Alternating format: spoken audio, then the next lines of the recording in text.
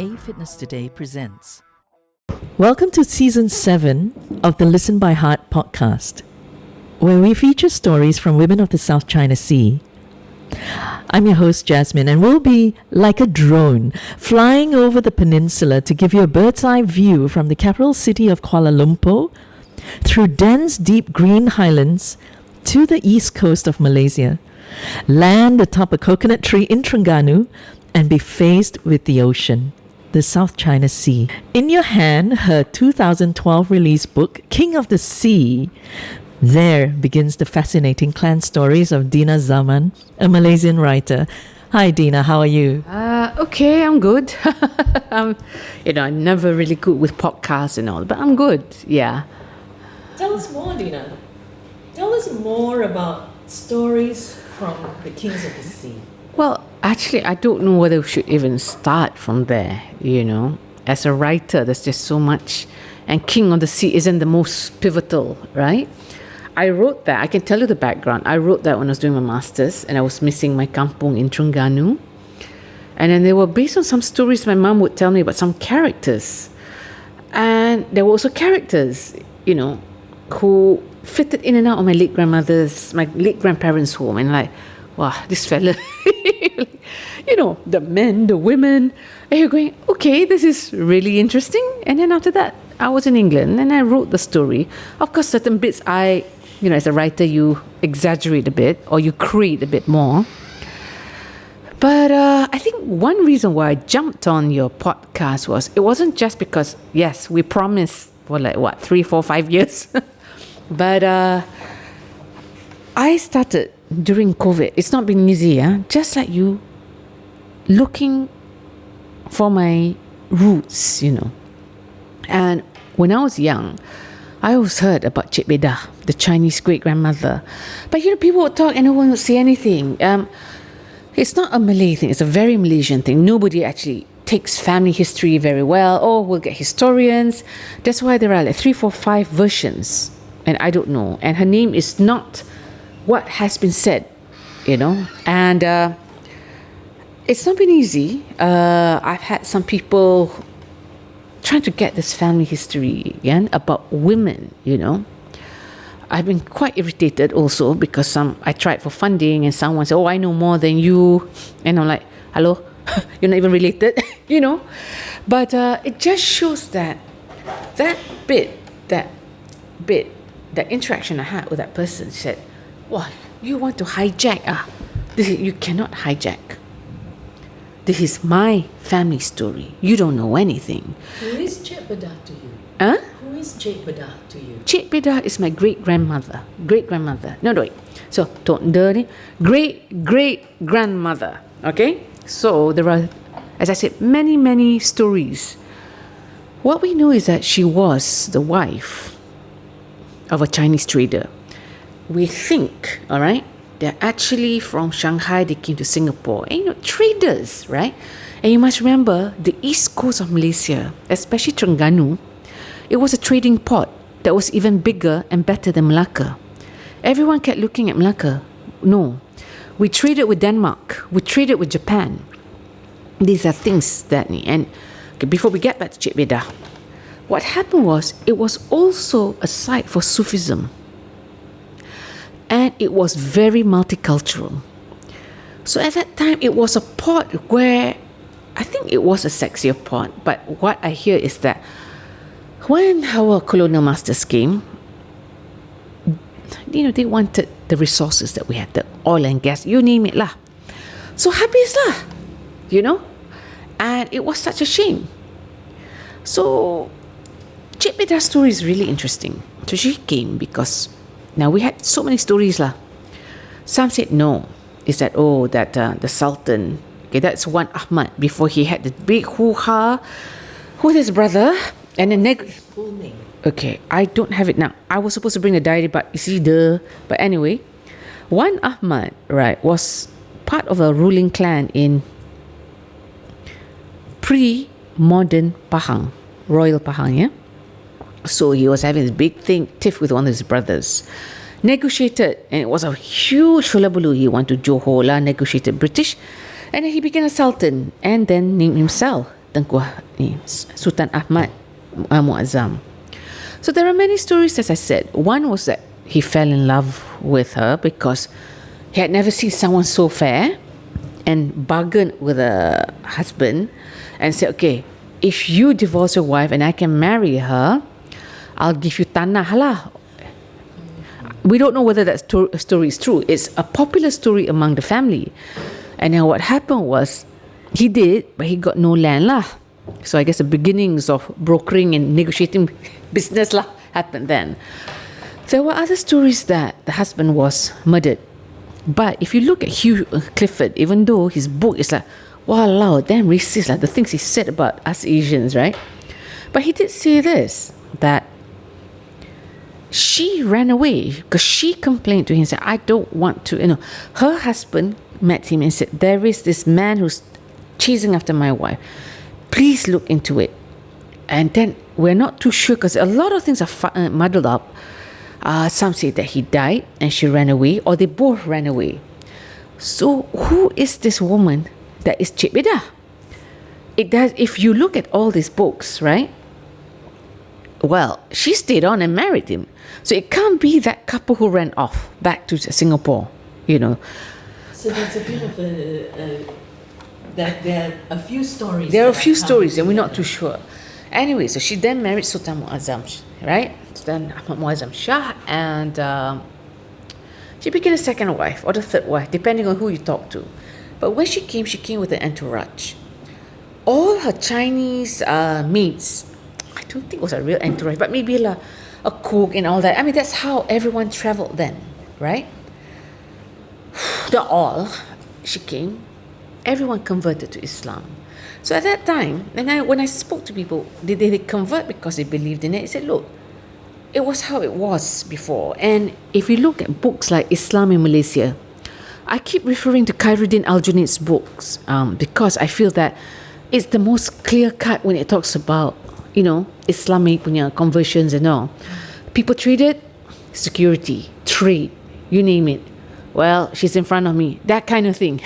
Okay? And that was how it was. And then she had a daughter, Tengku Ampuan Mariam. Now by then, a lot of people said that Tengku Ampuan Mariam was actually the one who's promoting gamelan, she made it.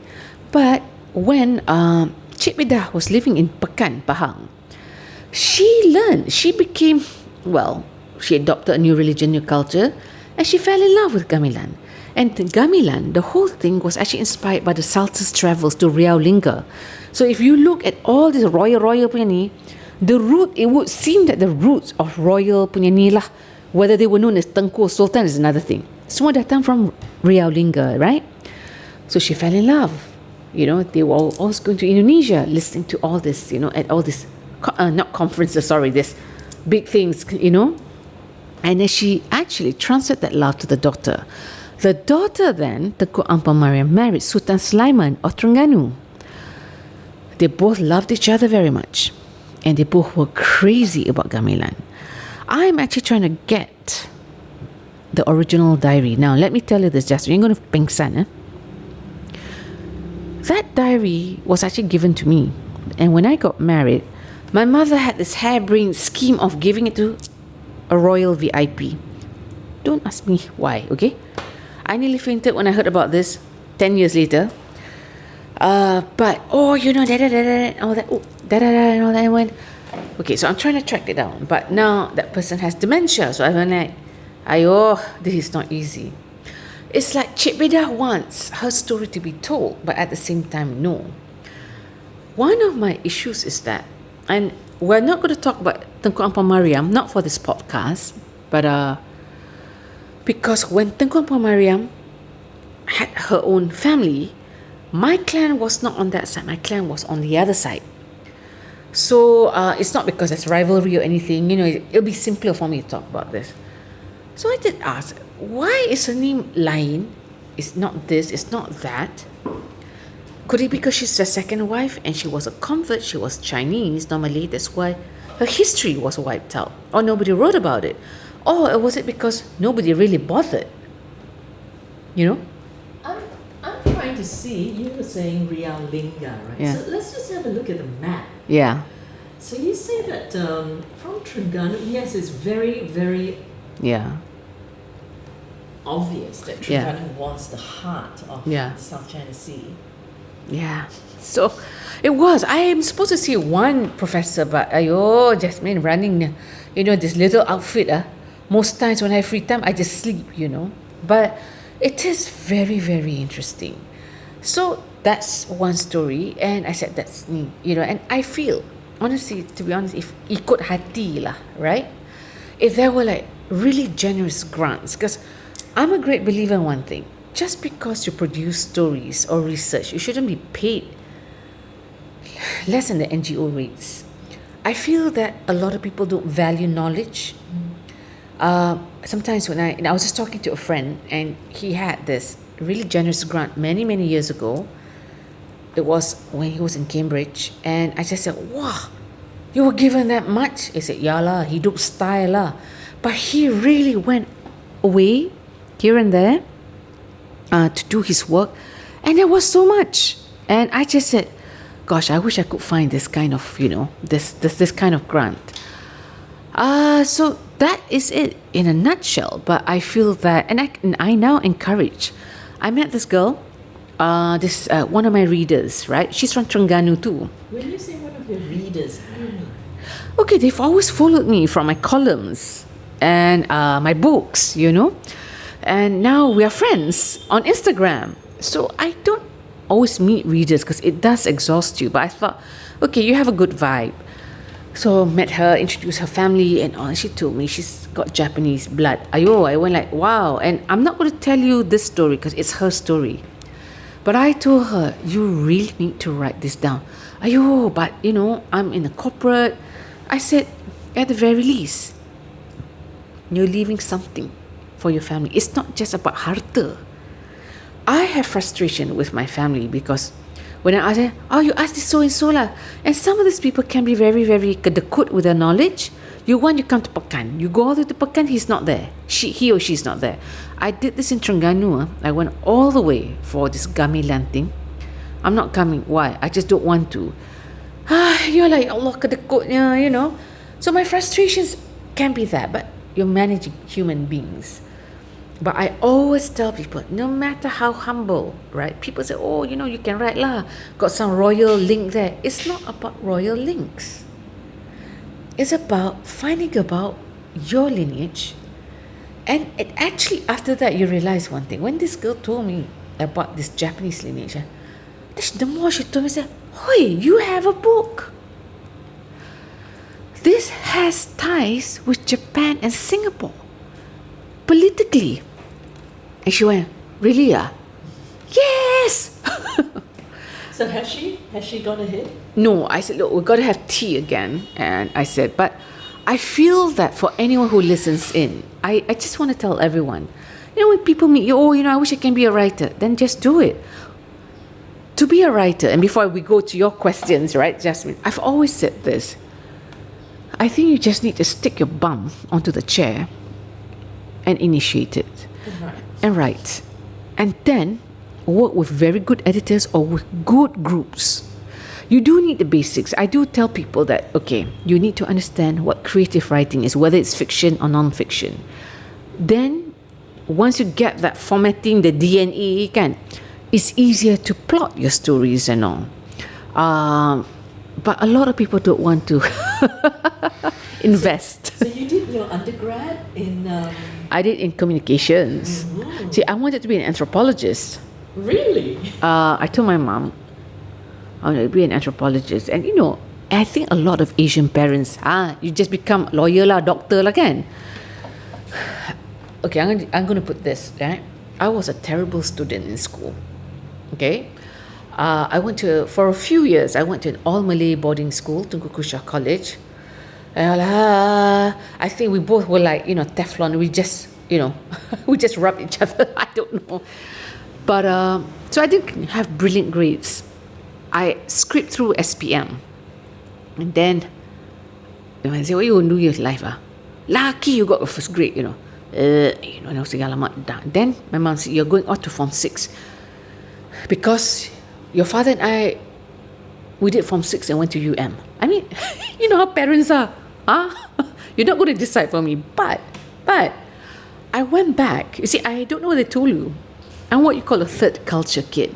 And that's the only identity I identify with the way my father worked, you know. And that's why I said I can't find home yet, right? So your father was with the foreign? Yeah, Foreign Affairs, Foreign Service, Wisma Putra. So then, what I thought was really interesting was that in between the breaks, the countries, I would end up in Convent Bukit Nanas. So, you know, my classmates would tell me this, you are Dina like this, you know. Kejap ada, kejap tak ada. 1 year don't have second, hey, you're back in school. Hi, remember me? So, I went back to Convent Bukit Nanas for my sixth form. I actually scraped through sixth form, but I spent the most time having all these crushes on St. John boys.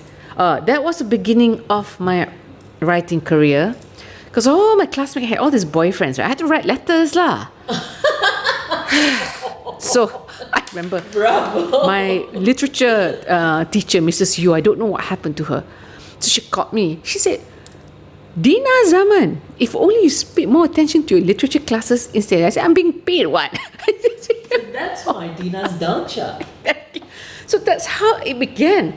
You know what they would do? You go lah. So, okay, I had an afro then, no contact lenses, no nothing, right? So, you know, I had these letters. So go walk all the way down, you know, to St. John. You even had to deliver them. My friends would treat me lah, please. Orang tengok wayang at Rex or Federal, okay? Dah lah ni, nak buat gig ekonomi kan. Kan, so okay ha. So, I said, okay. Then, you know, that I tell you, my days in Convent Bukit Nanas, they were fun. They were funny. They were fun, you know. I had so many stories there. We were in sixth form. And I think that actually sparked my interest in writing, because Mrs. Yu, apart from catching me with this writing gig lah, kan, I actually paid attention to literature. Who do you remember from school? Gosh, I'm still good friends with them. That's Christina Rai. All my friends very corporate, okay? Sandra Jean Correa, Adrian C, Dr. Sakina, but she was a doctor, so then after Form 6 she went off. Any of the love letters ended up on the marriage altar? Tak ada. All broke up. All broke up. Then we had one friend. Don't know what happened to her, you know, Cynthia Chen. Oh, yo, after Form 6, I don't know what happened. She broke up from the church punya ni. Wah. I remember we all snuck out to go to nightclubs and all, right? Well, she had all the boyfriends and all. But alibi. But, you know, we all had that. And what Mrs. Yu did was this. We had this composition classes, but she was different. She made you write papers. I remember all of us like, what is this stupid footnote? And that time I had a typewriter or computer. We had to write. So I was telling Christina, I hate this annotation and all that. And then she would test us, you know, what is a simile? What is this? I remember Christina said, you know, I'm just going to become economist. It's the easiest thing. I failed my econs classes. Oh, yo, poor Mrs. Wong. I said, so anyway, but she taught me, all of us had to do academic writing. I tell you one thing. That's quite unique, actually. She taught us how to criticize. I actually enjoyed, you know, one, I got scared of her because I didn't want to get into trouble, but I actually enjoyed it. And I said, okay, I think I'm set. But at that time, I didn't know that I wanted to be a writer. I just said I really enjoyed, because she would talk about people. And she said, you should consider anthropology or sociology. And of course, my parents said, no, you have to be a lawyer. I'm like, oh God, all those textbooks. Or you have to be this, you have to be that. Negotiated. I ended up in the States. And I did comms, you know. Okay. Whereabouts? It was at Western Michigan University lah. Oh, redneck man. When I think about it, how on earth did I end up there, you know? I should have been somewhere like in New York or something. But anyway, I went there. While I did comms, you know, in America, they allow you to have electives. So I'll be running around all these classes, learning sociology, all this. And I went, oh, this is what makes people tick. Anyway, so I came back and then here I am. After many, many years later, I write non-fiction mostly. Now when it comes to fiction, I write mostly film scripts only for me. Any released so far into films? No. Not yet. I don't know. I mean, I enjoy it. In what genre for film? See, I don't follow like just because it's horror. There's always a story. And that was how I was trained. When you write anything, I had good bosses along the way. Even I did PR, my first job, Wow, Central Market and then Bersama Stella, Right, okay. I had to, my accounts were all, hardware, computers, servers, my lord. Be very creative. But, yeah, and she said, you have to find a story. And I'm like, this is a stupid kotak. I used to get into trouble. God, I don't know what happened to my managers. They had such a hard time with me. I said, I don't want to write about computers. This is shit. But you learn about the story, No matter how difficult it was, you're like, okay lah, goreng lah. And that's how it is. So the films, I don't know, you probably can fall that it's a coming of age story. It could be a horror film. Right now, I'm just enjoying it. Yeah. How many film scripts do you have under your belt? That's not seen the light of the day. I've got 2. Okay. All right. And it's like, oh, this is fun. Are you going to submit them for a competition? Just No. for fun? I don't know. Sundance is looking. Actually, you know what I'm looking for? I'm just actually looking for a community. Just people who just write scripts and see where it goes. Because I think basically all of this is you just write lah and see, So, yeah. But back to you, Jasmine. I've been talking a lot. No, but that's what this is all about. So, Dina, thank you. Thank you for sharing so much with us. You were, besides advertising and PR, you were also a reporter. What was that transition? I mean, it often happens, but... I wasn't PR. Look, I said I had good bosses. They were tough. They taught me the ropes, yeah? But by then, what was I doing? Oh, one day I faxed a story, a column. Faxed and posted, to the New Straits Times. You see, at that time, oh Lord, I was in love with this guy, big time lawyer. Now lah, that time, and he dumped me at the bus stop. I said, how can you dump? So I said, oh my God, and my parents thought we were going to get married. So I'm going to write about this.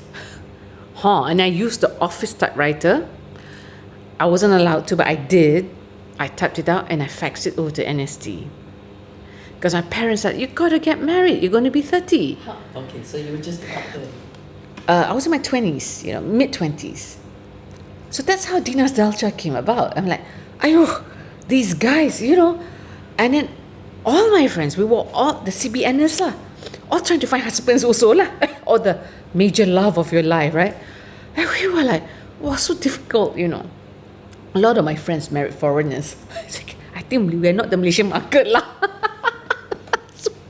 And then I started writing Dina's Dalcha, And at that time, we had cats. My sister had this cat called Pe'ah, right? So one day I was a bit What was the name of the cat? Pe'ah.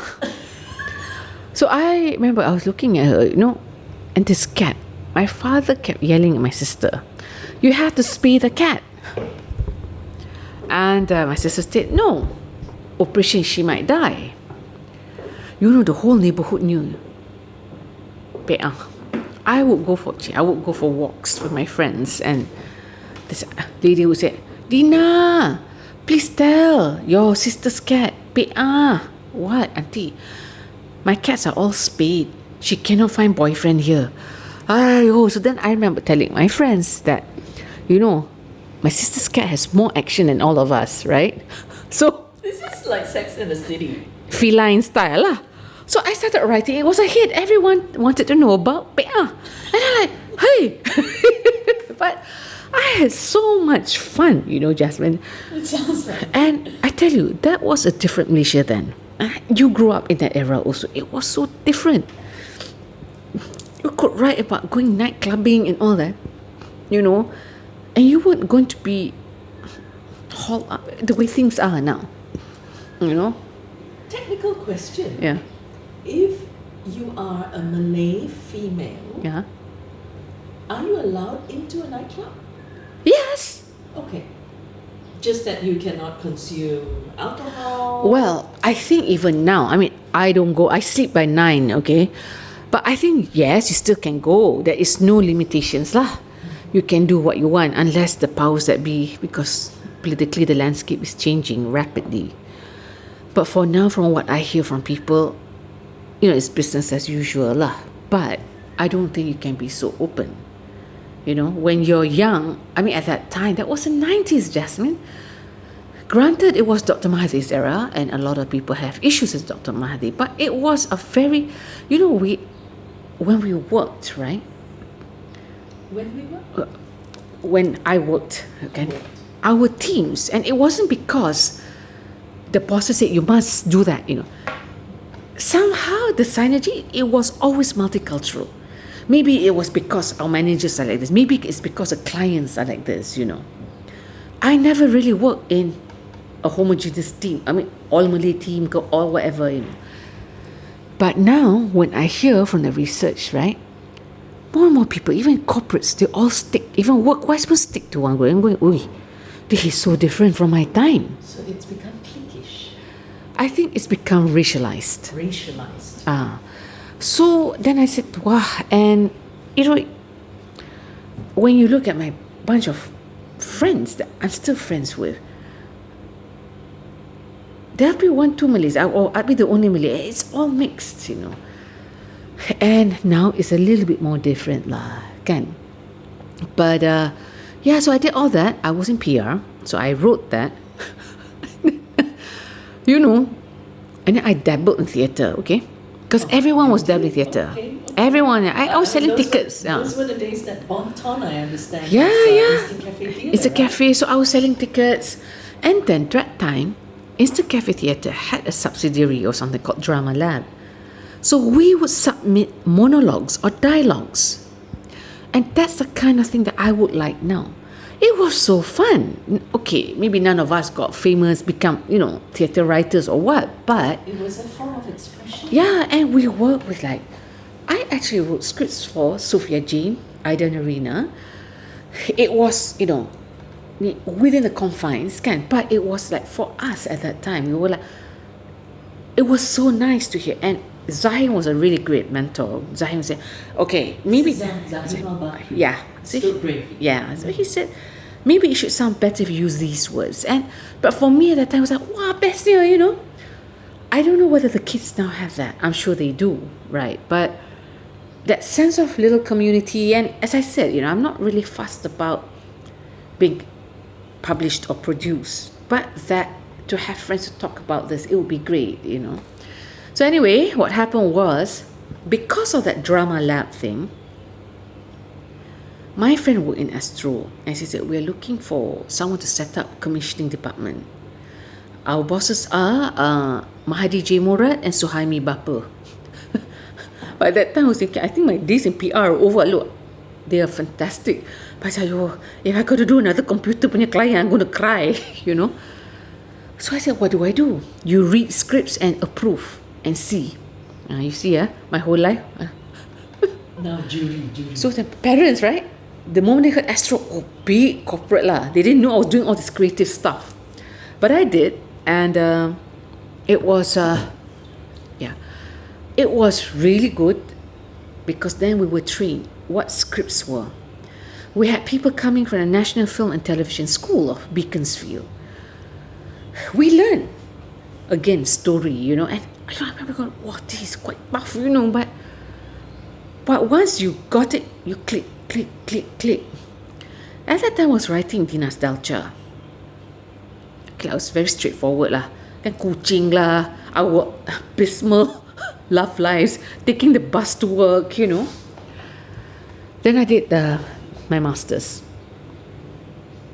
While you were at Astro. No, I went for someone in the British Council, I believe it's Elizabeth Cardosa, who said, why don't you try for the Chevrolet? And I went, I didn't know what it was. There was no internet. And I said, I only write about rubbish. I said, look, just give it a go. I did.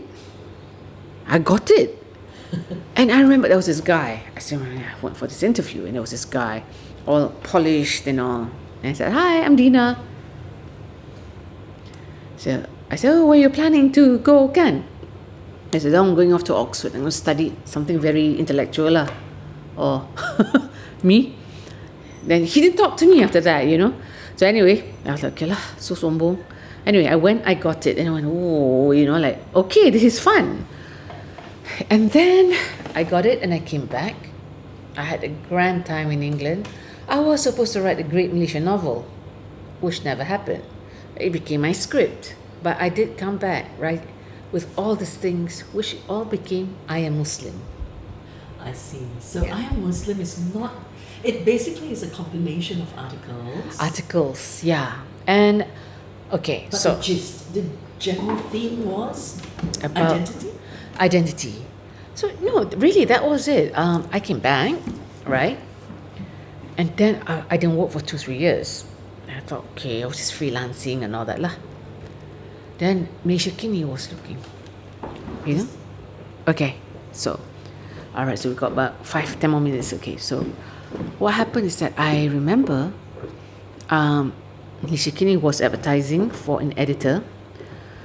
They took me in. I don't know why they took me in. I think they just needed someone to do copy editing, and that was really my job. Then Stephen and Prem came, hey, you know, you used to write Dina's Dalcha. I said, yeah, but it's rubbish. I said, lah. Well, apart from just copy editing, and I was actually very happy just copy editing. I am actually not a very ambitious person. Even with Iman, this is like, oh, this is a great idea. What do you do now? 8 years later, I'm like, oh, I'm tired already. But I went, and he said, you know, we'll give you a month. Why don't you do a column? I panicked just like, oh my God, what am I going to do? Panic. And that time, Malaysia Kini had what sort of audience? Were they already quite well accepted at that time? I think it was I think maybe I joined Malaysia Kini, it's 5th year, you know. 5th year. By then, it was the newspaper. Oh, it was also fun. Hishamuddin Rais University Bangsar Utama was above us. Every Friday there was some sort of party, okay? Anyway, so it was good. I came back, I spoke to a friend, and he says, now why don't you interview me? And I interview for what? I help you lah. Because he says, I'm going to be 40. And you know, when you turn 40, you have a path. Because if you don't take that path, that means you won't be a good Muslim. So that was my first article. And somehow readers started liking it, saying, oh, then I started interviewing all my friends, anyone and everyone, including former gangsters, you know. Was it all about just urban Malay Muslims? What it mean to be Muslim? 2 years. I had some hairy experiences. And then it became a book. And then after that, I wrote The Holy Men, Holy Women. Because I said, I don't think I can do anymore this Muslim identity thing. That was good. I actually had more fun with Holy Men, Holy Women. But, my neck. I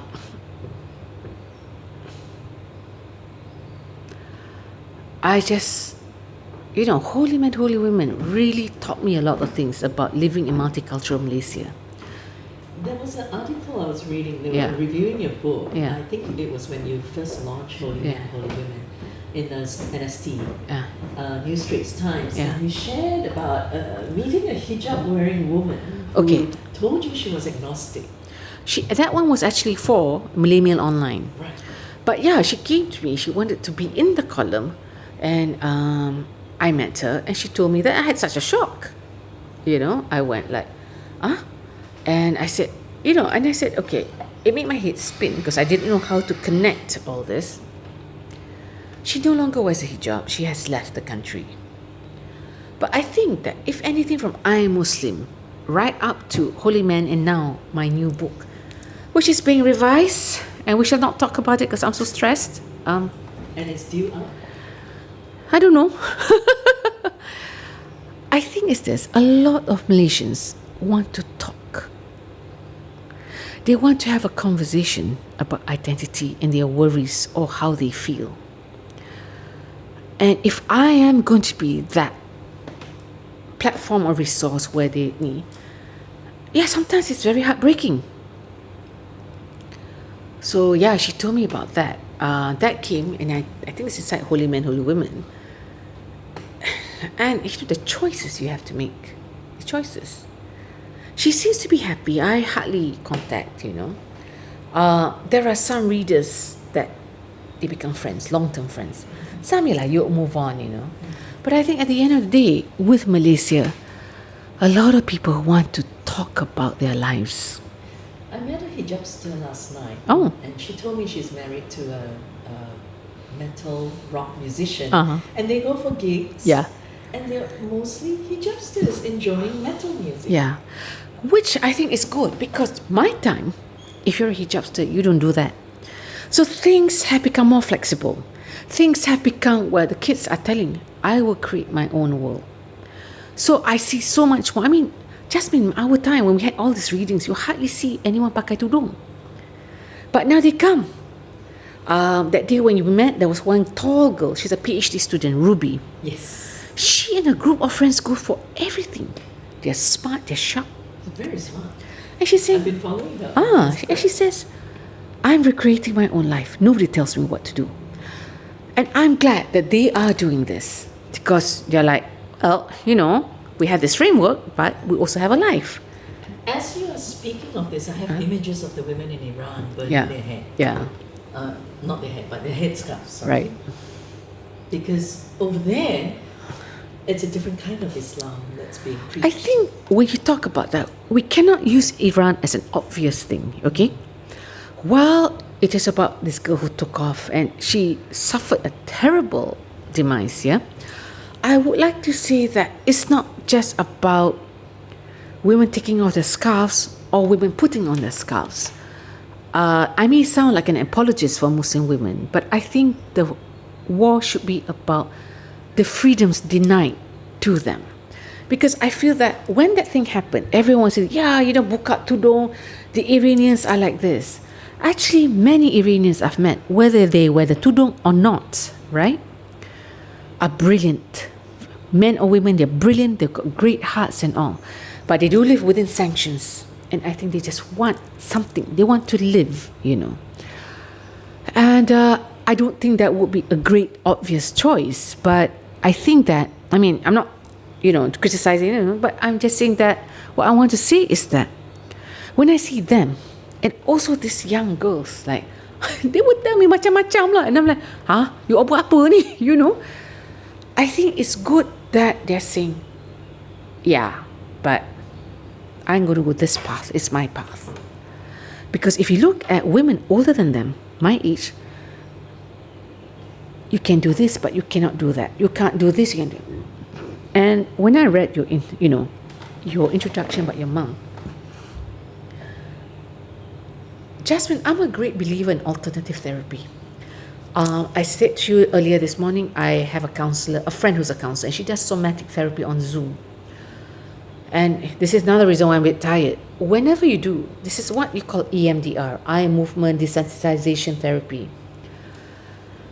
And it's scientifically proven, It teaches your body to heal itself, When I read about what your mother went through and what you went through, I find that possibly in Asia, almost every woman has a story but represses it.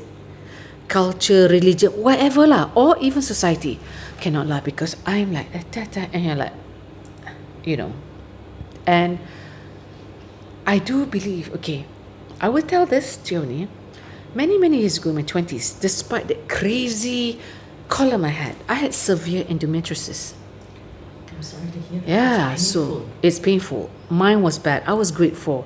Another point, it would have been another thing, So if you look at my CV, some years are missing. That would be because I couldn't get out of bed. Literally, like, even on the days when I didn't have my periods, you have the aches and you're like, oh, and I was anemic. And, I learned this late. I had a partial hysterectomy in 2012. It was painful. I'm still suffering from the repercussions of surgical menopause.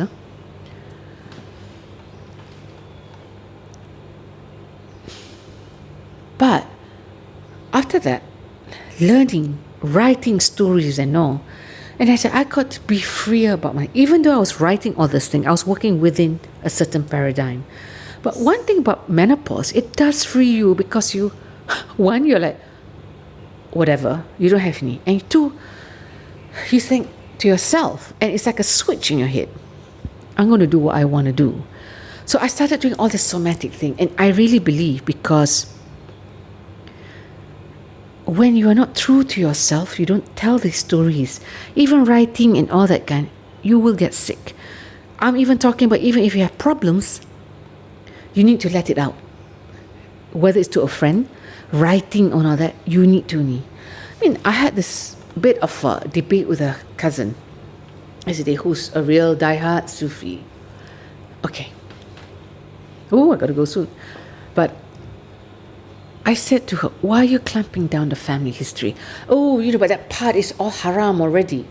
And I said, I don't see it that way. I'm not saying we should take down that path, but I do think that if we acknowledge this existed in the family, maybe we wouldn't have this post-traumatic disorder that we're having in the family right now. And she's like, oh, that's this, that's that. And I just said, I'm just talking to a wall. But for me, I want to write about this because I feel that if you don't know your roots in any way, then it's very susah. I tell all my friends this, and I told my friend, I said, this new friend at me, I said, I think you and your husband should actually talk about this. I said, you're younger than me. Your BP is like, ayo, I'm not a doctor, I dah takut.